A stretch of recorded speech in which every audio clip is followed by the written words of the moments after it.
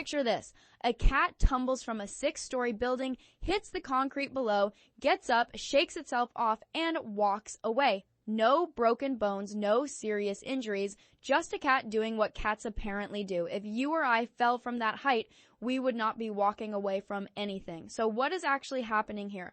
Why do cats seem to have some kind of built-in protection against falls that would absolutely destroy any other creature? This is not just a fun trivia question. The answer involves physics, biology, and millions of years of evolution working together in a way that is genuinely remarkable. And once you understand how it works, you will never look at your cat lounging on the edge of a shelf the same way again. Let's start with the most famous piece of this puzzle. Cats have what scientists call a righting reflex. This is the ability to orient the body during a fall so that the feet end up pointing toward the ground. Now here is what makes this extraordinary. Cats can do this within half a second of beginning to fall. Half a second. Before most animals even register that something is wrong, a cat has already begun the process of correcting its position in midair. The righting reflex is controlled by the vestibular system inside the inner ear, which detects changes in orientation and sends rapid signals to the body. Kittens start developing this reflex at around 3 weeks old and have it fully functional by 7 weeks. But the righting reflex only explains how cats land on their feet. It does not explain why landing on their feet at terminal velocity does not kill them. That is where things get even more interesting.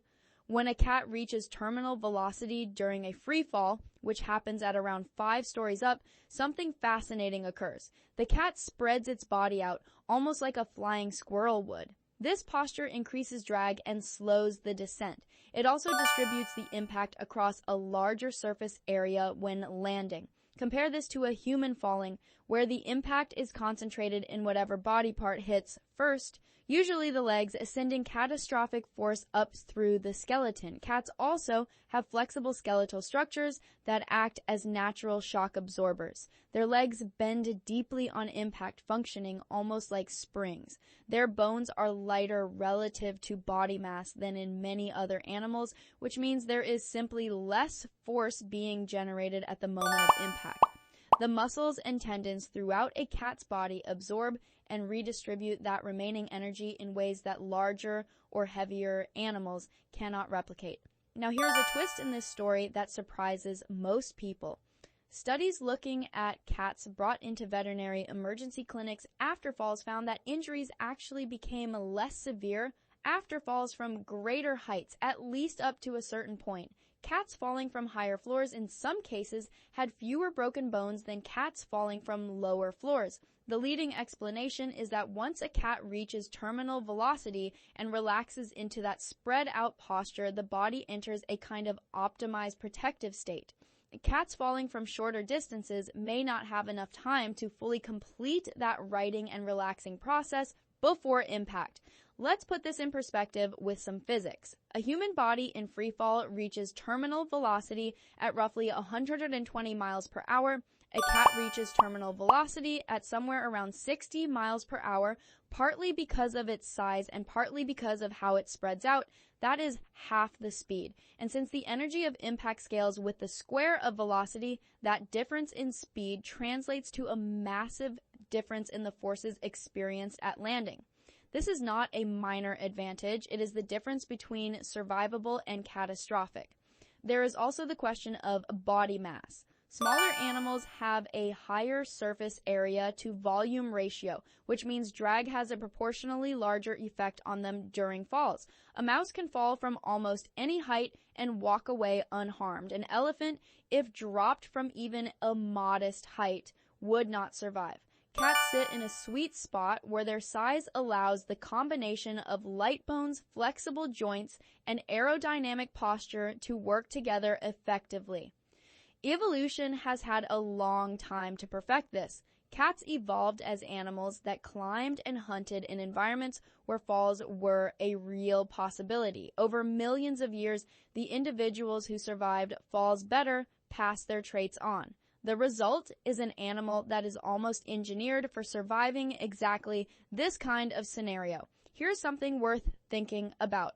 These same principles are being studied by engineers designing protective gear, robotics, and even systems for safely landing small unmanned vehicles. Understanding how a cat distributes impact force, uses passive aerodynamics, and employs flexible structures at the moment of landing has real-world applications outside of just explaining a fascinating animal behavior.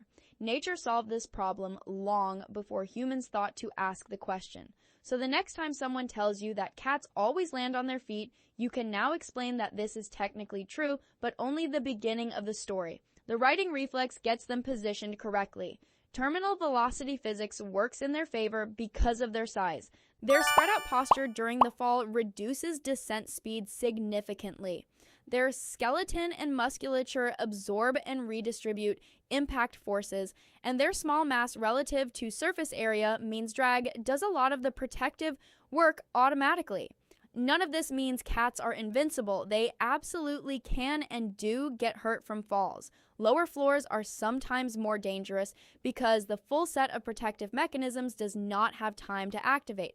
But compared to virtually every other land animal of similar intelligence and complexity, cats have an almost unfair advantage when gravity tries to have the final word. The cat that walked away from that 6-story drop was not lucky. It was the product of millions of years of evolutionary refinement. A body plan so well suited to surviving falls that it continues to surprise researchers today. Cats did not accidentally end up being fall resistant. Evolution shaped them into exactly what they are, and falling is one thing that proves it perfectly